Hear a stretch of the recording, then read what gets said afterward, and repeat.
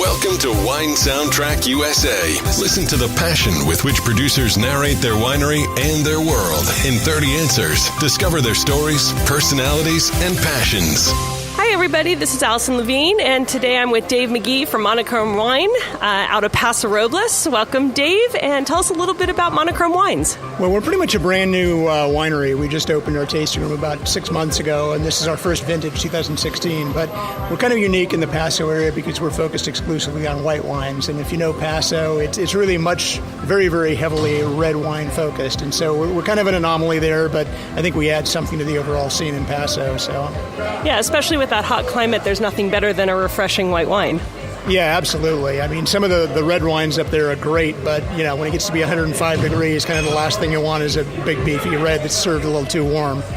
So tell me, do you own any property, or are you where are you purchasing fruit from? Well, we pretty much purchase fruit all up and down the Central California coast, which is great because there are all sorts of little microclimates, and if you go 20 miles one way or the other, you can get from very warm to very cool in a hurry. So we spend a lot of time trying to find vineyards that are right for each of the white grape varieties we work with. And, you know, as long as we can get them on a truck and get them into the winery within about 3 hours of the time they're picked, then it works for us. So that really opens up a huge range of possibilities up and down the California coast. And how many cases a year are you producing? So our first vintage, which was 2016, we made 495. 2017, which we just bottled, is about 590. And what types of wine are you making? I know you said all white wine, but what are the varieties you're working with? So for 16, we worked with Chardonnay, Sauvignon Blanc, Marsanne, Roussanne, Viognier, and Albarino. In 17, we added Chenin Blanc to that mix.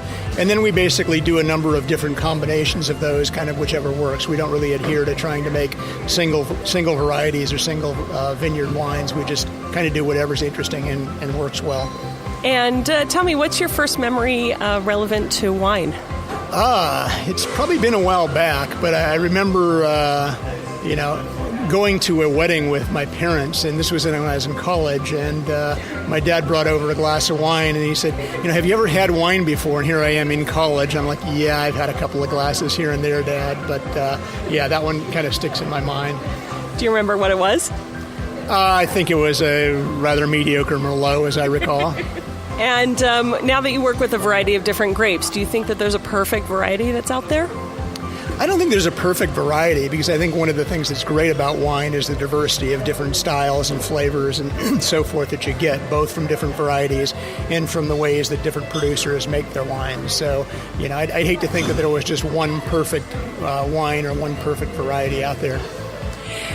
For those unfortunate people who do not drink wine, what are they missing out on, especially in not tasting your wine? I think it's more than just a drink, really. It's kind of an experience that goes with food, and it's a lifestyle, and it's being able to kind of enjoy not only the product, but the thought about how it was made and where it was made and where it comes from. And so there's really a lot more to it than just the beverage component. So we live in this modern world. Is it fair to guess you're on social media? And if so, which are the ones you're using at this time? Right now we're on both Instagram and Facebook. We probably do a little bit more on Instagram, but really those two at this point. I'm not on Twitter at the moment. And if you were to run an ad about your wine, promoting it, would you put your own face on it to promote the wine? No, I don't think so. I tend to be behind the camera more often than in front of the camera. And if you do look at our social media post, you rarely see a photograph of me. It's usually other stuff. It's wine, or it's grapes, or it's whatever, but it's not me. Do you have a cellar where you collect wine? And if so, whether it's old wines or new wines, what's the most expensive thing in your cellar right now? Probably the most expensive thing is I have a 1998 bottle of Chateau Lafite that I bought, 10 years ago or something like that, waiting for the right time to crack it open. But that's probably the most expensive one that I have.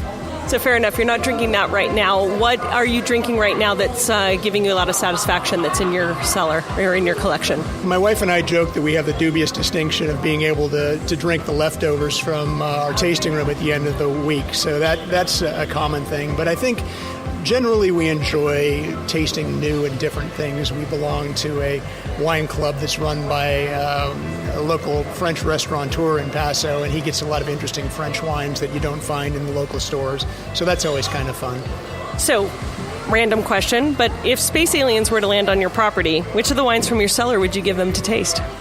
Am I trying to impress them or make them go away? I don't know. You tell me.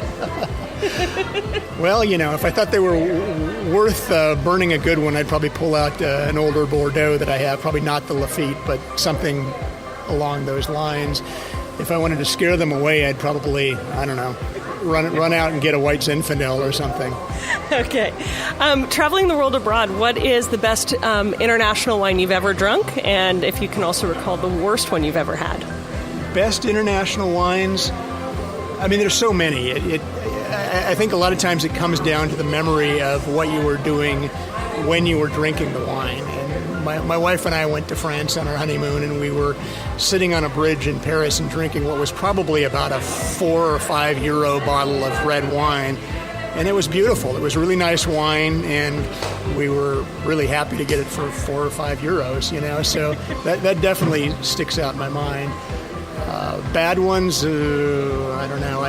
I can remember having a couple of pretty bad Rieslings that had way too much of the sort of the rubbery kind of petrol taste, which I really don't like. I can tolerate a little bit, but I don't like a lot of it. So each vintage tells a different story, and we always talk about vintage variation. Do you think that there are more things that repeat themselves when it comes to vintages, or the opposite? Well, I think people ask me this a lot. Are we going to make the same wines each year? This is just our second vintage, and I usually say no. Ultimately, wine's an agricultural product, and it's going to vary with the conditions of the season it's grown in. So I think there are definitely similarities if you stick to a same vineyard and the same variety, but they definitely change a lot from vintage to vintage. And so because of the way we make our wines, we're able to kind of blend in a lot of different things. And so therefore, the blends come out different depending upon what the nature gives us that particular vintage. I know you're newer to wine production, but what do you feel about wine critics and scores? Well, I think they provide a service to people, and it kind of helps people get an idea of if they like a certain type of style that a critic represents, then they'll know what other wines to look at. But I think what you have to also remember is most of those scores essentially represent one person's opinion.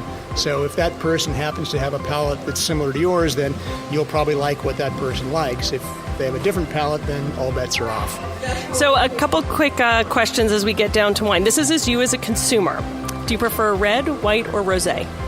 I think generally white, because they're a little more versatile with regard to food pairing than most reds. I think certainly the lighter reds, the Pinots and things like that, are pretty versatile. But if you get into the bigger reds, Cabernets and big Syrah blends, they go beautifully with a fairly narrow range of food, and they tend to overwhelm a lot of food. So whites, I think, are a little bit more versatile. Rosés are also versatile, but I'm kind of disappointed that a lot of rosés tend to taste very similar to one another these days. So it would be nice if there's a little bit more variability in the flavors that you got in rosés. Okay, still or sparkling wine? Generally still wine. I enjoy sparkling occasionally, but I think I'm kind of in the mind frame. It's probably marketed as a special occasion type of wine that I end up only drinking it on special occasions. And on those special occasions, champagne or somewhere else? I'm not tied down to one particular variety. If it's a nice sparkling wine, then I'm good. I've certainly had nice sparkling wines from places other than Champagne. Certainly there are some in California. There are a lot in other parts of the world too. So I'm open to just about anything if it's a nice wine. Okay. Have you ever paired white wine with red meat or red wine with fish? Oh, yeah, absolutely. As I said, my wife and I get the leftovers from our tasting room, and we only do whites, and so we drink it with pretty much whatever we're eating, sometimes up to and including steak. Red wine with fish, occasionally if it's a lighter red wine, but I also subscribe to the theory sometimes that what you like goes with what you like, and more often than not, if you like the wine and you like the food, you'll like the two of them together. That's a very good point. So, one of the hazardous tales of working in the wine business is that sometimes we drink a little too much. Do you have any special remedies for hangovers? I think probably just a lot of water the night before and the morning after, and nice big cup of coffee and some food to settle your stomach. But I don't have any magic cures for that. Do you have a favorite film that's dedicated to wine? Yeah, I like Bottle Shock is good.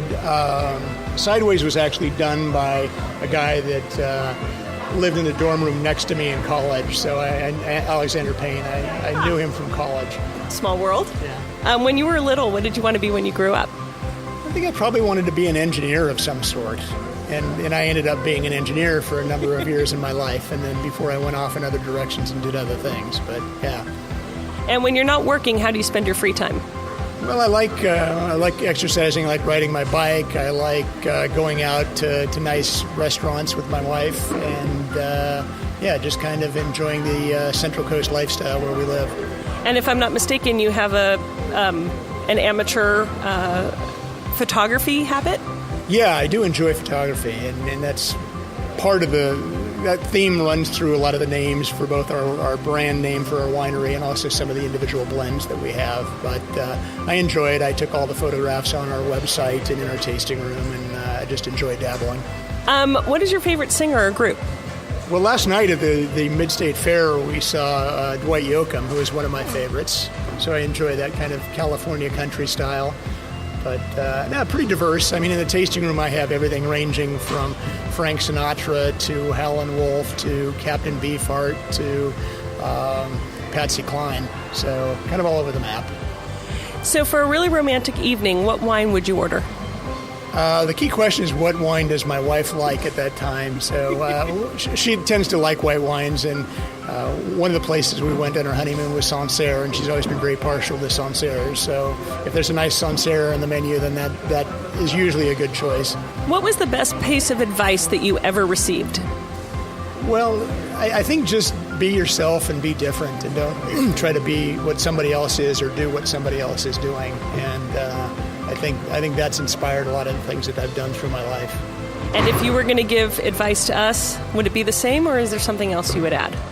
Yeah, I think that's part of it.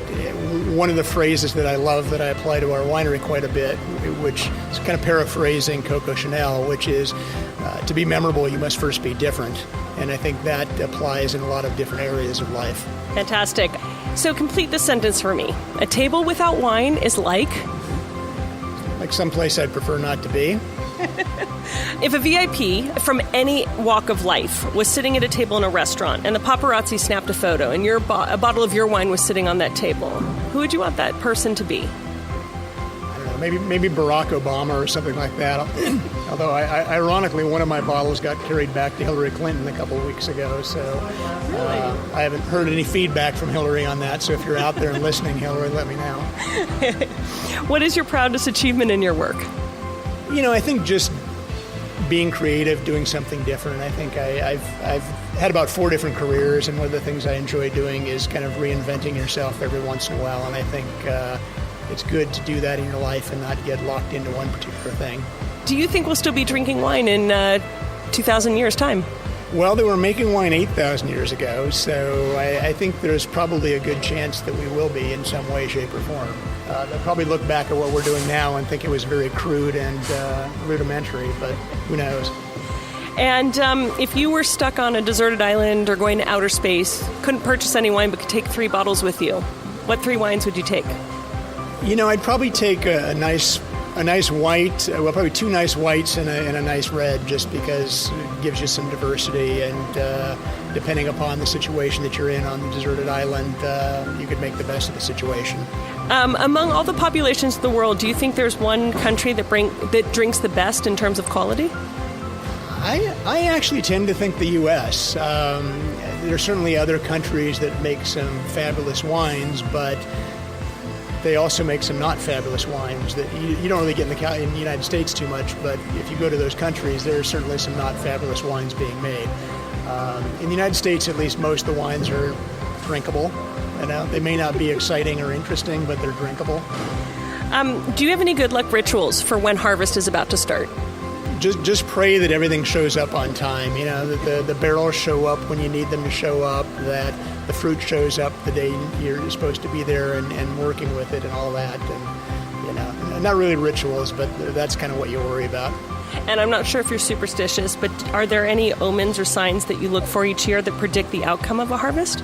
This is only our it's going to be our 3rd harvest, this coming one, so I don't think we've been around enough to really have any omens, so hopefully we don't come up with any bad omens for the future. Many winemakers are known for walking into their cellars and speaking to the barrels. Do you do the same thing? And if so, what do you say to your wines? No, I don't speak to the barrels. We make some of our wines in an amphora, and the first one we had some leakage problems, and so I would go in and use some colorful language at that on occasion until we got that replaced. But no, I don't speak or sing to the barrels specifically. And is there one winemaking area in the world that you would like to explore?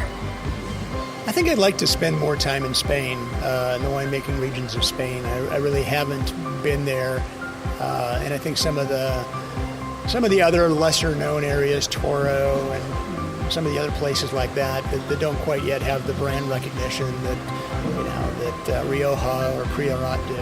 We're almost finished, but there's one last thing that we do here at Wine Soundtrack, and that's a little game we play where I'm going to pick a couple different wine varieties, and I want you to tell me what song you would pair it with that wine. And I know you have a little leg up because in your wine tasting room you have an old round table and record album, so let's see how we do here. Albarino. Oddly enough, the girl from Ipanema comes to mind, although a totally different continent, but it's got that Spanish vibe to it. Okay, Chardonnay. I don't know. Is there any song that includes Buttery Oaky and Over the Top? I don't know. What about Bordeaux? Like an old Edith Piaf tune that I can't remember the name to it, but again, I'm not very good at this game, obviously. That's okay, we try. But I want to thank you so much for joining us today. And if you can just remind people where they can find your wines. Yeah, so we're pretty small production. So really at this point, our wines are only available either through our tasting room in Paso Robles or through our website, which is monochromewines.com, or there are a handful of restaurants in the Paso area that carry our wines as well. So we may start distributing a little bit of it in the future, but right now the choices are kind of limited. Well, fantastic. Thank you so much for joining us, and have a great afternoon. Okay, thank you very much. I appreciate it.